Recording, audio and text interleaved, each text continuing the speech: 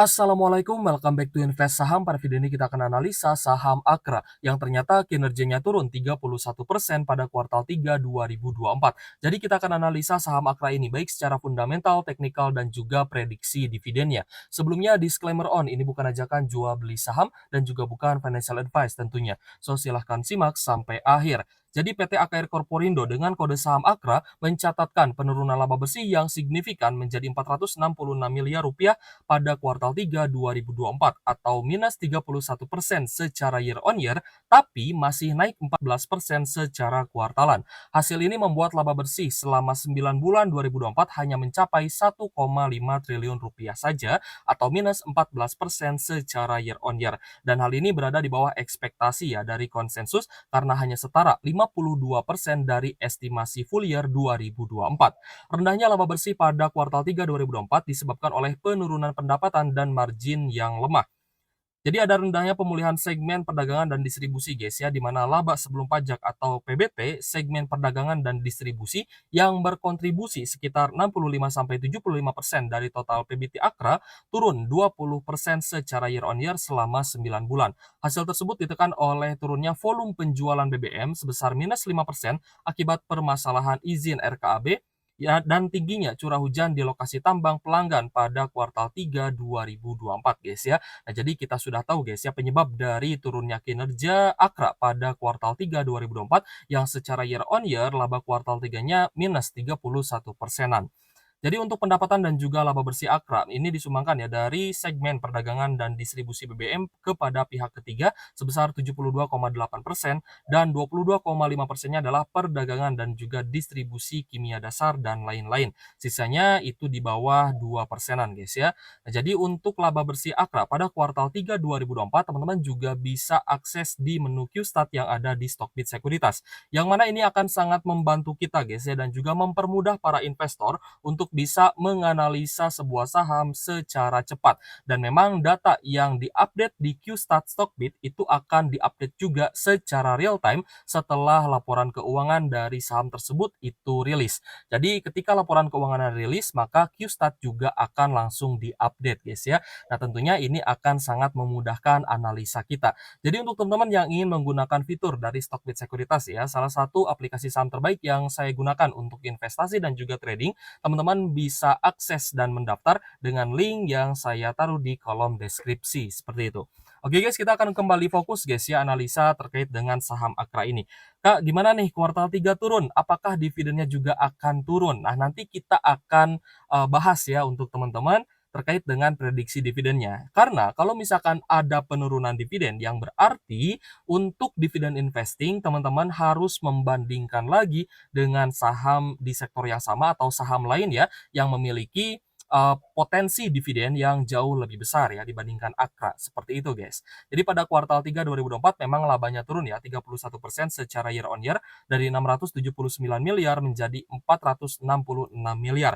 Meskipun secara kuartalan ya, dibandingkan dengan kuartal sebelumnya pada kuartal 2 2024 itu masih mengalami kenaikan guys ya. Tadi kita lihat itu masih naik sekitar 14% ya secara kuartalan dari 408 miliar menjadi 466 miliaran. Lalu secara valuasi dengan PE ratio 14,4 kali dan PBV 2,6 kali, apakah valuasi dari Akra ini sudah mahal atau masih murah? Nah, kalau misalkan masih mahal berarti kan masih ada peluang untuk Akra ini bisa lanjut turun guys ya. Sehingga nanti kita pun akan analisa Akra ini baik secara teknikal dan kita akan lihat juga berapa harga wajar dari Akra ini atau harga murahnya lah ya seperti itu. Dari sisi liabilitas memang cukup tinggi guys ya, jadi debt to equity ratio-nya sudah berada di atas 100%, tadi saya cek di sekitar 150%-an, di mana liabilitas dari Akra ini 16,1 triliun, sedangkan total ekuitasnya hanya 10,7 triliun saja. Lalu dari sisi profitabilitas, net profit margin-nya ternyata tidak terlalu tinggi, hanya 4,68% saja. Dan ternyata Akra ini ya biasanya bagi dividen sekitar 8,87%. Jika kita bulatkan atau teman-teman dapat di harga bawah, mungkin dividen yield-nya bisa tembus sekitar 9%-an, seperti itu. Oke guys, jadi dari return on asset 8,5% dan return on equity 23,61%, kita melihat memang secara fundamental ini masih oke sebenarnya, tapi yang jadi perhatian kita yang pertama adalah debt to equity ratio yang sudah di atas 100%, lalu NPM yang ternyata tidak terlalu tinggi, lalu valuasi yang ternyata kita lihat juga sudah lumayan mahal, dan laba bersih pada kuartal 3 yang juga kinerjanya sedang mengalami penurunan. Sehingga earning per share atau EPS dari Akra juga berpotensi turun ya. Ini untuk, perbandingan EPS ya, teman-teman bisa lihat di sini, dari Rp138 per saham berpotensi turun ke Rp97,6 per saham. Nah, jika di RTI mungkin dibulatkan ya menjadi Rp98 per saham, seperti itu.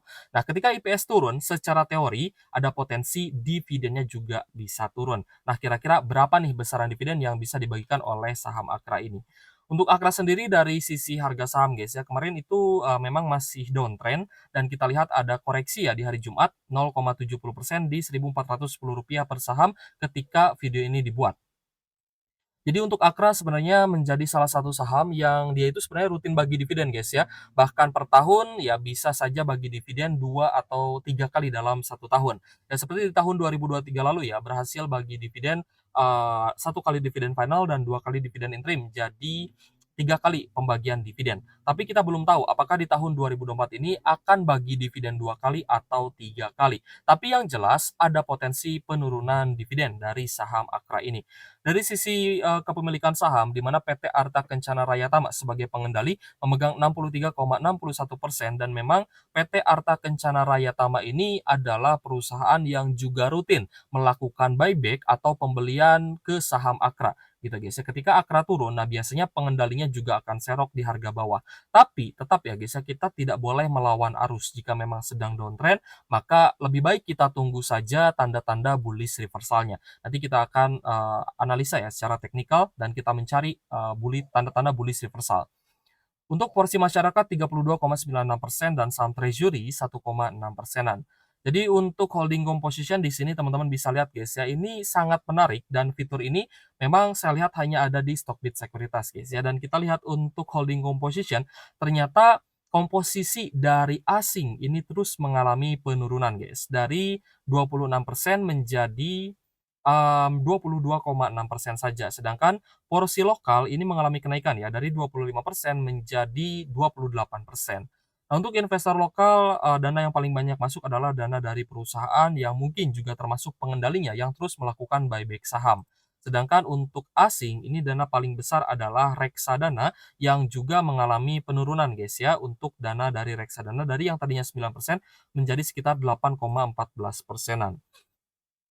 Oke guys, jadi, AKR Corporindo ini dia listing di 3 Oktober 1994 ya, jadi sudah lumayan lama juga berada di bursa saham kita. Nah, sebelum kita bahas teknikalnya, kita akan bahas dulu ya terkait dengan, metode Benjamin Graham Fair Value ya, untuk melihat harga murah ya dari, eee, saham Akra ini. Sorry guys, belum saya ganti ya ternyata. Akra. Nah, jadi untuk EPS-nya Rp98 per saham guys, ini adalah estimasi EPS pada tahun 2024 ini, sehingga ya ini akan jauh lebih rendah dibandingkan dengan EPS tahun 2023 yang di angka Rp139 per saham. Dengan DPR yang sama, 89% pun, maka dividennya berpotensi akan lebih rendah. Dari Rp124 per saham akan turun menjadi Rp87 per saham. Begitupun juga dengan dividen yield-nya berpotensi turun, dari 9%-an menjadi 6% saja. Yang berarti untuk dividen investing, teman-teman mungkin ya menemukan saham lain yang dividen yield-nya setara atau bahkan lebih tinggi dibandingkan 6%. Maka untuk dividen investing saya rasa Akra harus teman-teman pertimbangkan kembali. Oke guys, berdasarkan metode Benjamin Graham Fair Value, di sini kita lihat ya untuk growth EPS-nya ternyata minus 2% ya karena dibandingkan dengan laba bersih ya guys ya di beberapa tahun ke belakang ternyata, estimasi EPS 2024 untuk Akra ini mengalami penurunan yang cukup signifikan. Sehingga kita lihat di sini harga Akra untuk saat ini di Rp1.410 per saham ini sudah lumayan cukup mahal guys ya. Jadi dengan PBV 2,6 kali, kita melihat memang harga Akra ini cukup mahal dan secara EPS ya guys ya, kita coba lihat di sini yang menurut saya sih harga Akra ini bisa saja ya menyentuh di level seribuan ya guys, atau 1.200 lah ya. Itu pun ya secara valuasi sih masih cukup mahal, tapi let's see aja ya. Nanti kita akan lihat juga secara teknikal, karena kalau misalkan secara menggunakan metode ini memang ketika kinerja sebuah saham itu sedang turun-turunnya, maka harga wajar atau nilai intrinsiknya juga akan dinilai sangat rendah. Ya guys ya, di sini Rp384 per saham, untuk IPS kali 5 atau IPS murahnya adalah di Rp490 per saham gitu guys ya harganya. Lalu untuk IPS kali 10 sama dengan mahal adalah di Rp980 per saham. Nah, di sini mungkin kita akan ambil titik tengahnya saja di sekitar 1.000 sampai 1.200. Jadi kita akan tunggu guys ya reversal dari Akra ini berdasarkan teknikal, maka Akra untuk harga saat ini di Rp1.410 per saham ini berada di zona support sebelumnya gitu guys ya. Tapi secara tren memang sedang downtrend karena harga Akra berada di bawah MA50 dan MA150-nya. Yang berarti jika masih ada buangan terhadap saham Akra atau ada distribusi yang cukup besar, maka lebih baik kita tunggu saja, tanda-tanda bullish reversalnya. Jadi untuk sekarang apakah boleh masuk? Kalau menurut saya sih nanggung ya guys ya. Lebih baik kita biarkan saja akranya turun dengan distribusi yang, kita lihat di 1 minggu terakhir ya, di, 1 minggu perdagangan terakhir, memang Akra ini cenderung didistribusi ya, terutama oleh investor asing, dan terakhir hari Jumat, lalu, tanggal 25 Oktober, itu net sell-nya 3,7 miliar guys. Jadi untuk saham Akra masih ada distribusi ya, terutama dari investor asing. Langsung saja kita rubah ke foreign ya guys ya. Di sini ada big distribution dari investor asing dari BK 3 miliar dan ZP 2,3 miliar. Lalu dari domestik ya, kita lihat ada sedikit akumulasi, terutama dari XL, YP, ZP, dan juga PD. Nah, di sini kita lihat ternyata beberapa sekuritas retail itu sudah mulai nampung dan akumulasi saham Akra ini. Jadi overall memang distribusi ya dari asing ini cukup besar sehingga terjadi normal distribution, dan indikator ini juga hanya bisa teman-teman temukan ya di Stockbit Sekuritas. Ya guys, jadi ada rata-ratanya, ada top 1, ada top 3, ada top 5 gitu guys. Jadi kalau misalkan top satunya akumulasi, di sini akan ada akumulasi besar. Tapi nanti akan dihitung juga secara rata-rata. Apakah secara rata-rata juga akumulasi atau malah distribusi. Seperti itu guys. Jadi indikator dari charting di Stockbit juga cukup membantu guys ya, dan cukup lengkap juga. Di sini kita menggunakan bisa juga menggunakan beberapa indikator ya guys ya. Kita bisa mix ya sekitar 3, 4 sampai 5 indikator, dan kalau misalkan di TradingView itu teman-teman hanya dibatasi menggunakan 2 indikator saja. Satu indikator di bawah ya guys ya, dan 2 indikator di atas, seperti itu. Dan itu tentunya ya mungkin teman-teman yang terbiasa ya menggunakan berbagai indikator kan akan terbatas ya. Sementara di charting Stockbit ya teman-teman akan leluasa. Jadi dari foreign flow underlay kita lihat memang sempat melakukan akumulasi ya untuk asingnya, namun ini mulai melakukan distribusi guys untuk investor asing, sehingga lebih baik kita tunggu saja tanda bullish reversalnya. Nah, untuk next support kita melihat bahwa ada support di 1330 dan di 1260-an guys ya. Jadi kalau misalkan teman-teman rubah ke weekly time frame ya, untuk weekly time frame-nya di sini ya kembali lagi kita melihat adanya support itu di support MA150 guys ya, di sekitar 1345 sampai di 1330 guys ya, dekat dengan MA150 dan di 1260-an. Nah, jadi untuk saham Akra ini lebih baik kita wait and see ya, agar kita juga tidak nyangkut guys ya di saham Akra. Dan lebih baik kita tunggu penurunannya dengan tanda bullish reversal. Dan jika nanti sudah ada tanda-tanda bullish reversal, maka barulah kita mulai mencicil kembali saham Akra. Jadi gimana Kak, tanda bullish reversal itu bisa kita lihat guys ya. Yang pertama adalah dari oversold.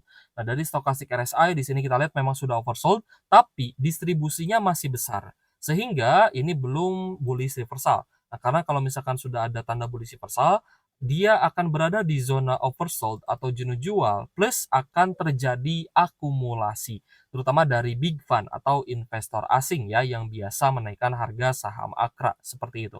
Oke guys, jadi untuk sementara ini ya, kita akan gunakan Akra ini sebenarnya untuk swing saja, bukan untuk invest jangka panjang ya, karena saya rasa saham-saham perbankan pun bisa ya memberikan yield sekitar 5-6%-an gitu ya.